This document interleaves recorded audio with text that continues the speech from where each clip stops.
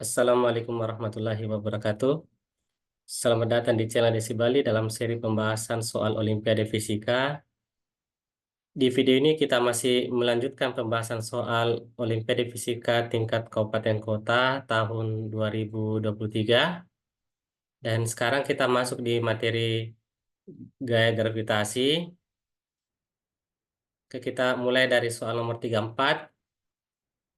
Ada kubus dengan sisi R memiliki 8 partikel identik yang bermassa M dan terletak pada tiap titik sudut kubus tersebut. Jadi kalau kita gambarkan, ini ada kubus, eh, panjang sisinya R, di setiap titik sudutnya itu ada partikel dengan massa yang sama, yaitu M.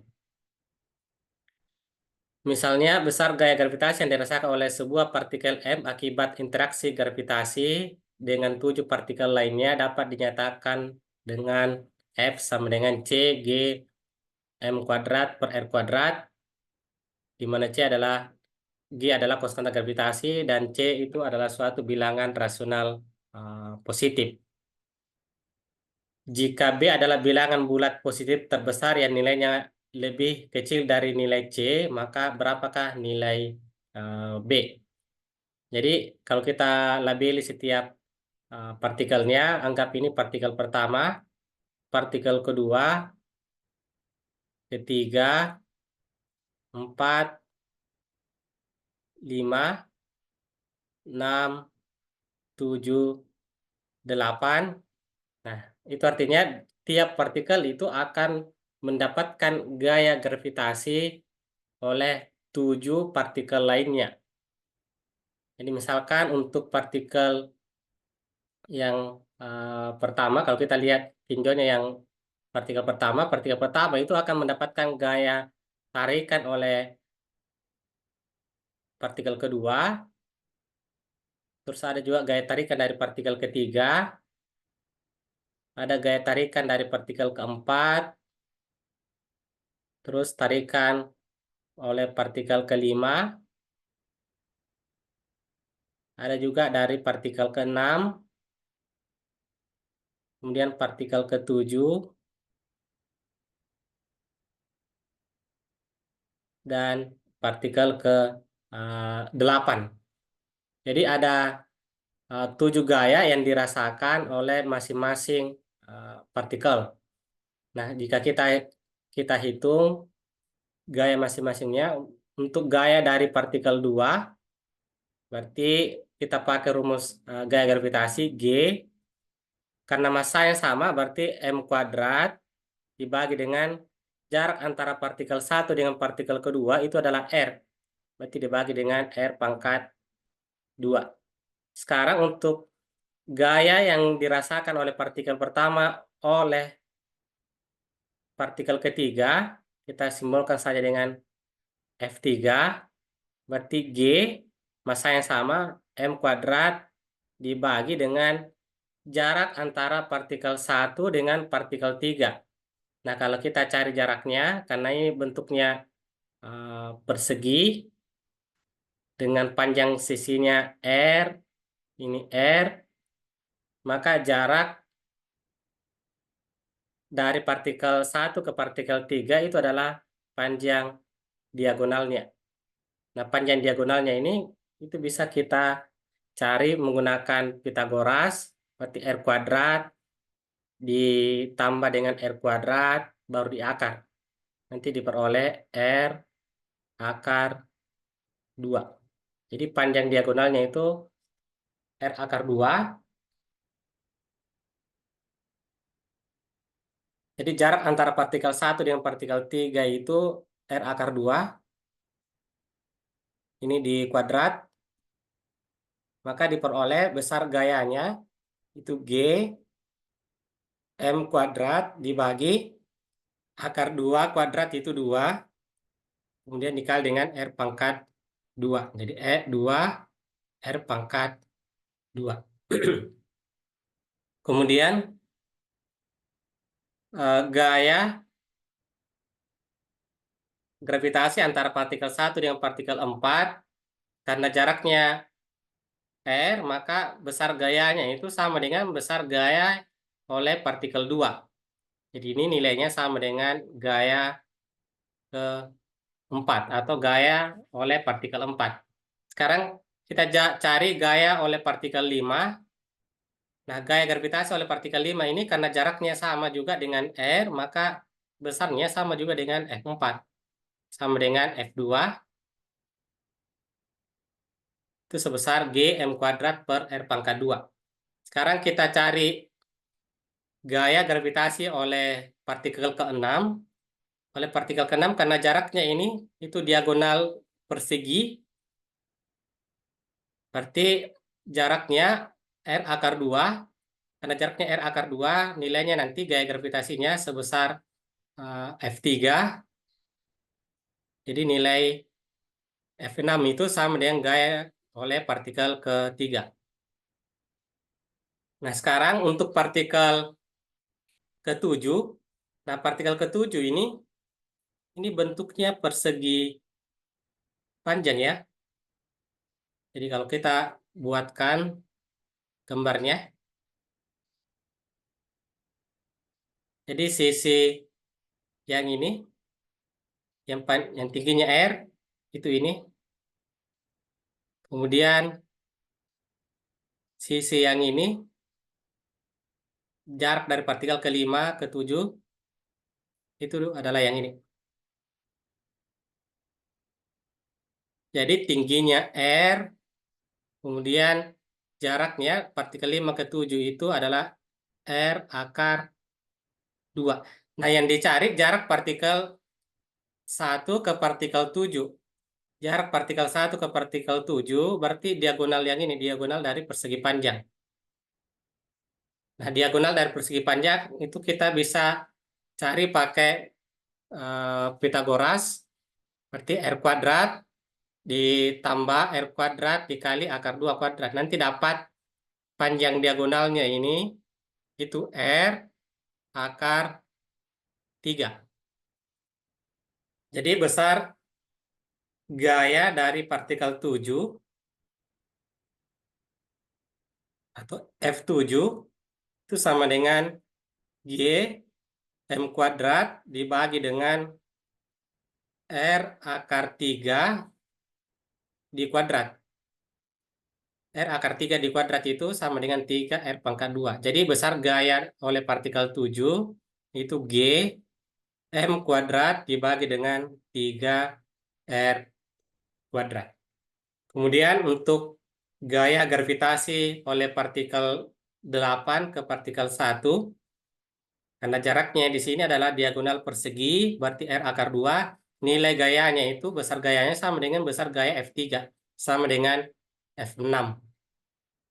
Yang ini besar gaya dari F8.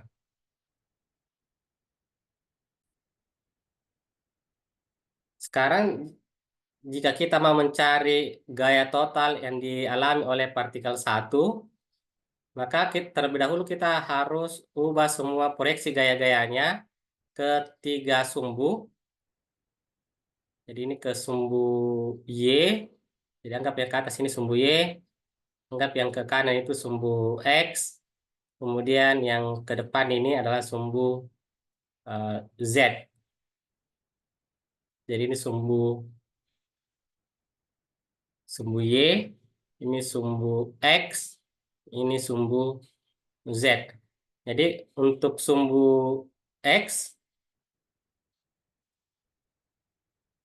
berarti total gayanya itu di sumbu X, sigma Fx sama dengan yang pertama, itu ada yang ke arah sumbu X itu ada gaya dari partikel 2 atau F2, kemudian ditambah dengan, nah partikel 3, gaya partikel 3 kan miring ke sini. Berarti kita proyeksi dulu ke sumbu X.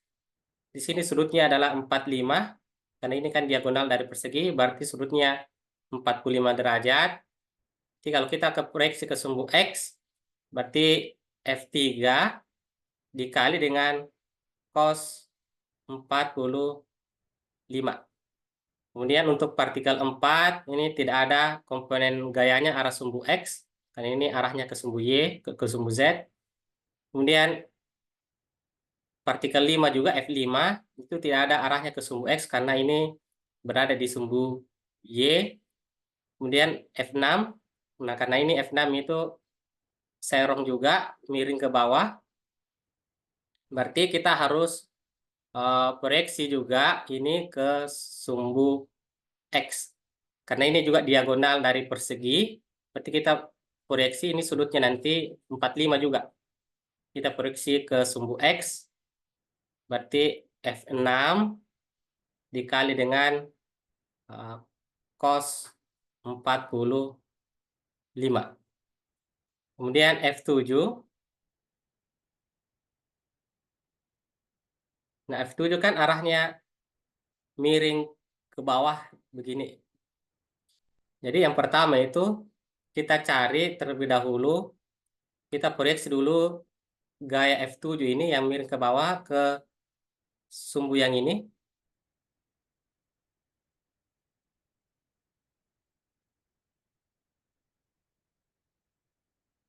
Jadi ini F7.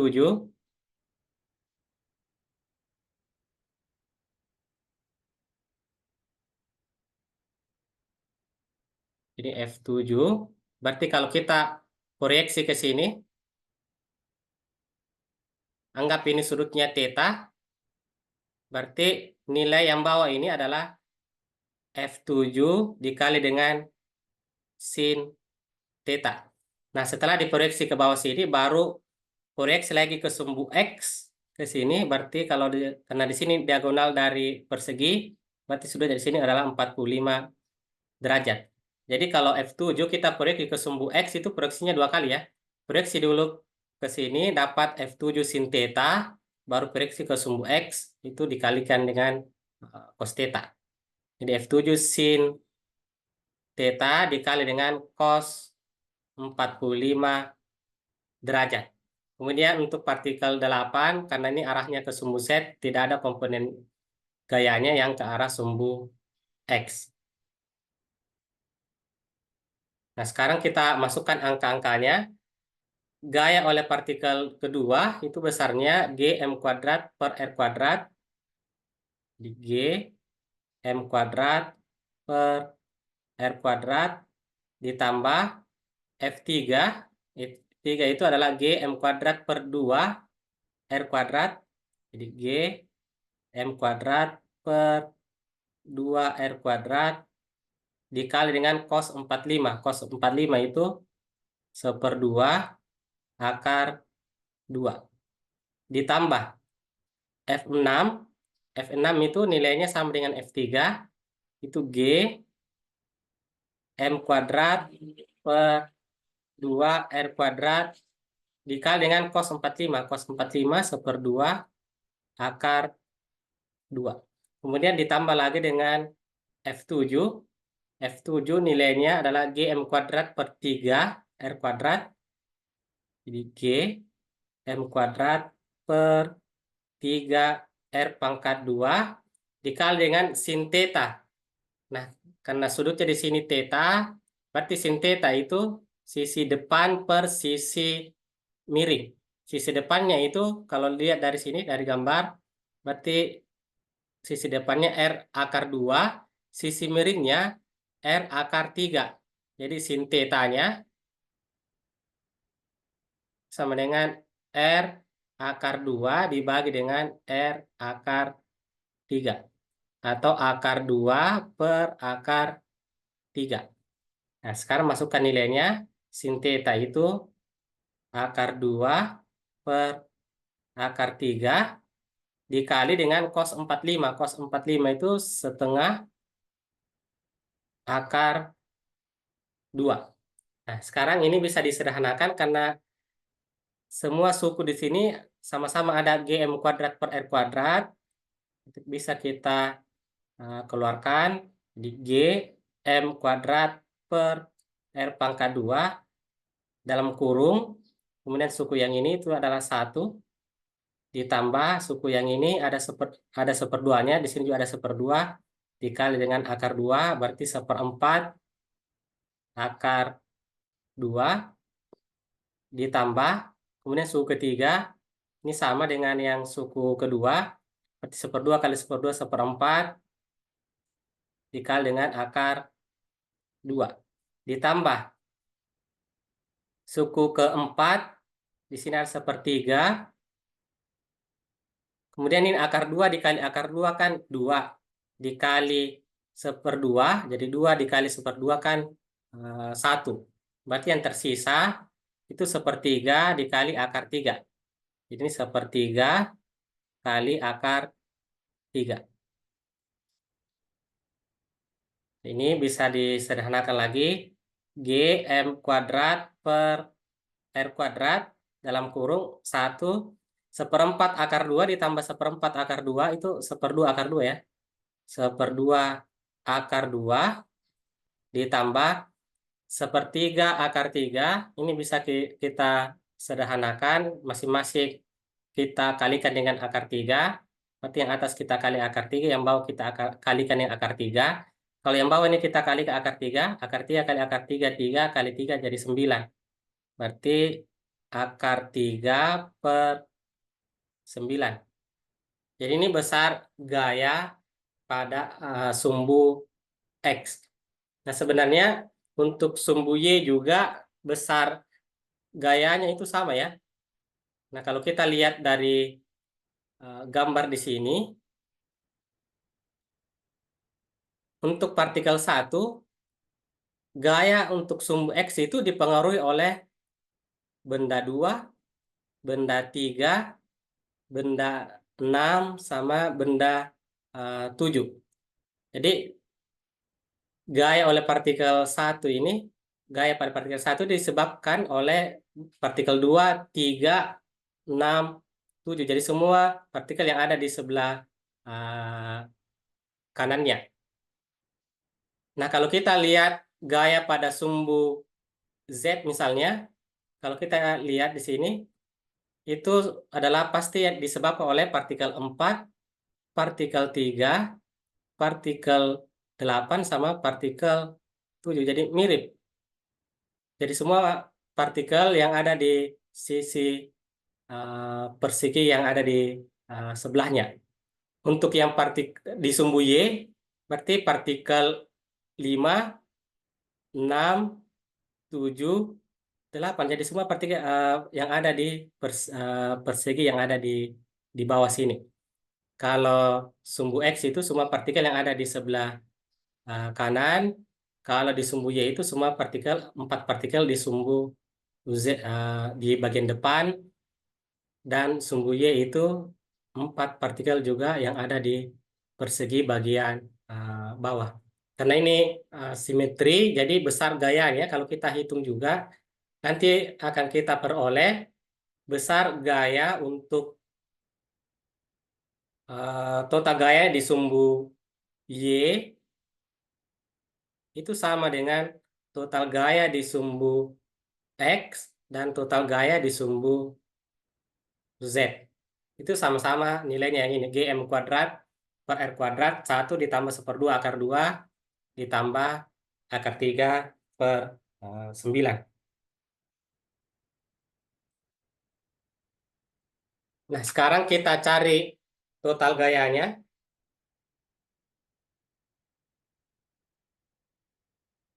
Nah, karena 3 arahnya ke sumbu X dan sumbu XY yang sudah diketahui, maka total gaya oleh di partikel 1 itu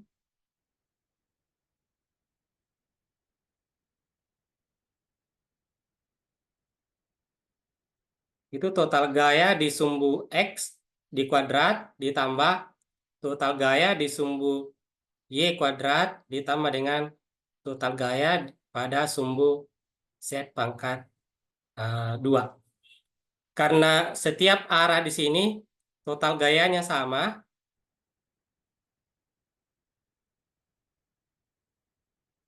berarti bisa kita tuliskan total gayanya itu sama dengan 3 kali total gaya pada sumbu X pangkat 2. Nah, total gaya pada Sumbu X di pangkat 2 baru di akar. Itu bisa kita keluarkan dari akar. Berarti total gaya pada sumbu X dikali dengan akar 3. Sekarang kita masukkan nilai dari Fx itu G M kuadrat per R kuadrat dalam kurung 1 ditambah setengah akar 2 ditambah akar 3 dibagi 9 baru dikali dengan akar 3. Nah, jika kita hitung ini,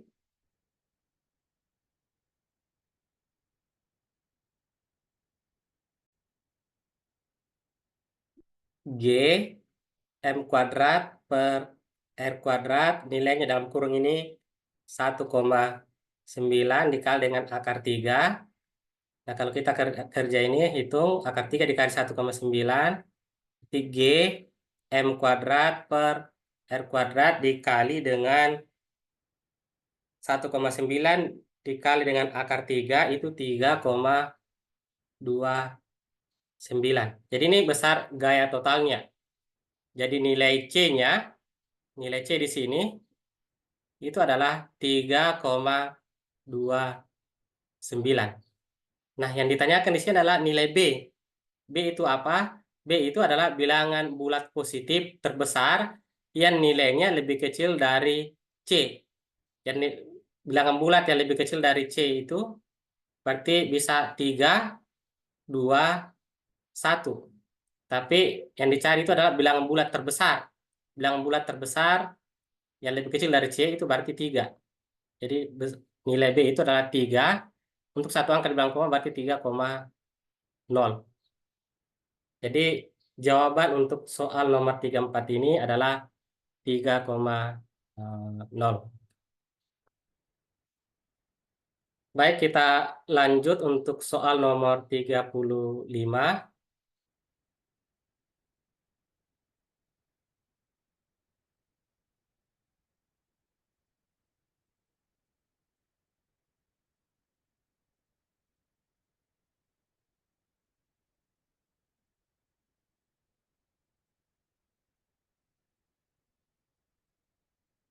Soal nomor 35.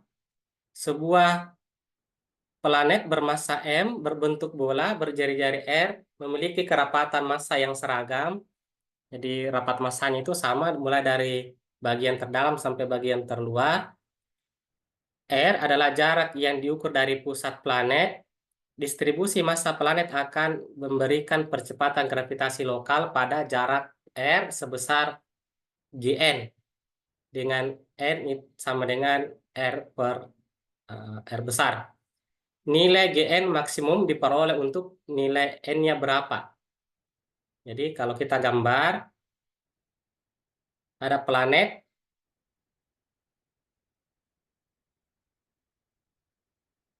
massanya M, kemudian jari-jarinya R besar,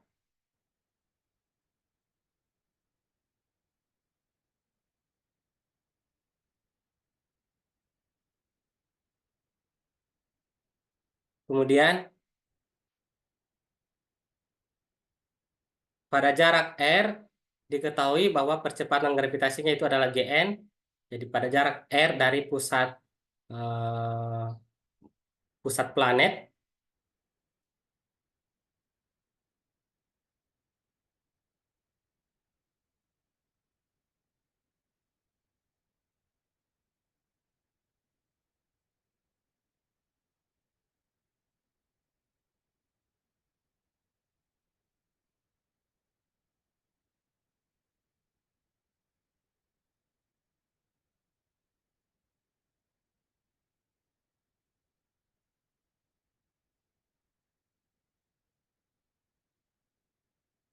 dianggap di sini R kecil.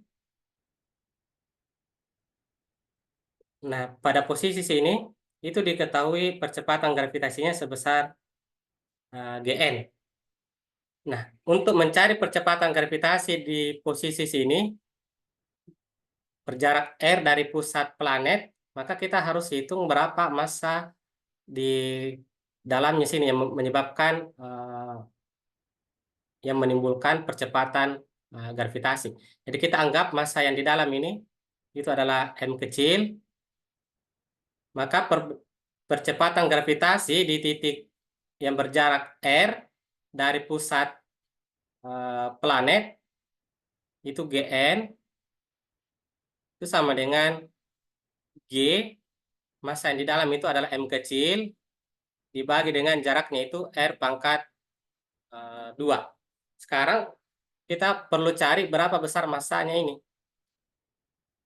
Nah, karena rapat massanya sama,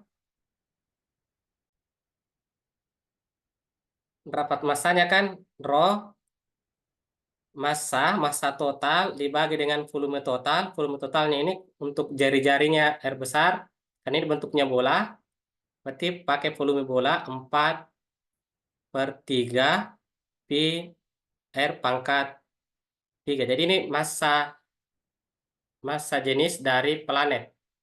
Massa jenis dari planet itu bisa kita hitung massa totalnya dibagi dengan volume totalnya.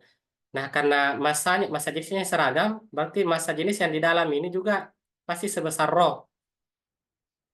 Berarti massanya yang di dalam itu ada M kecil dibagi dengan volumenya itu 4/3 pi R kecil pangkat 3. Nah, kalau kita bandingkan ini, dua persamaan terakhir, M besar per 4 pi R pangkat 3 sama dengan M 4/3 pi R kecil pangkat 3. Nah, di sini bisa kita peroleh besar M kecil. Jadi M kecil itu sama dengan, kalau ini kita pindahkan, pembaginya kita pindahkan, 4/3 pi-nya itu bisa dicoret dengan 4/3 pi yang ada di sini. Berarti diperoleh R per R besar pangkat 3 dikali dengan M besar. Jadi ini massa yang ada di dalam planet pada jarak R kecil. Nah, kita hitung percepatan gravitasinya atau medan gravitasinya, berarti G, masukkan nilai M-nya, itu R per R besar pangkat 3 dikali dengan M, kemudian dibagi dengan R pangkat 2. Nah, kalau ini kita sederhanakan, di sini yang bagian atas itu berarti ada R kecil pangkat 3, kemudian dibagi dengan R pangkat 2, berarti sisa R. Jadi G dikali M dikali dengan R dibagi dengan R besar pangkat 3. Jadi ini percepatan gravitasi pada jarak R kecil dari pusat planet. Nah, besar nilai R itu, jadi R-nya itu mulai dari 0 sampai paling besarnya R itu ada di R besar. Jadi nilai R kecil itu dari 0 sampai dengan R besar. Nah, dari sini kita lihat dari persamaan percepatan gravitasi, di sini terlihat bahwa semakin besar nilai R-nya, maka percepatan gravitasinya juga semakin besar. Ini berbanding lurus dengan R kecil. Berarti kalau semakin besar R-nya, percepatan gravitasi semakin besar, berarti supaya kita peroleh nilai maksimum dari G, itu nilai maksimum dari G itu terjadi ketika R-nya ini maksimum. R kecil ini maksimum itu ketika R, jadi G maksimum,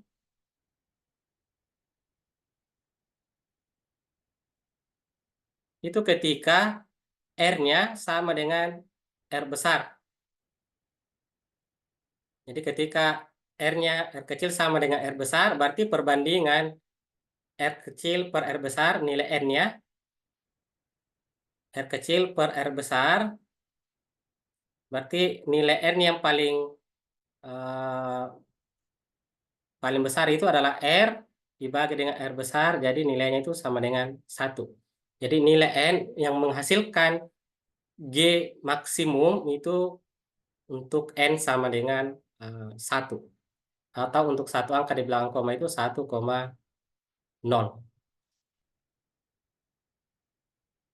Baik, untuk video kali ini kita cukupkan untuk dua pembahasan soal, dan untuk soal-soal yang lain nanti kita bahas di video-video selanjutnya.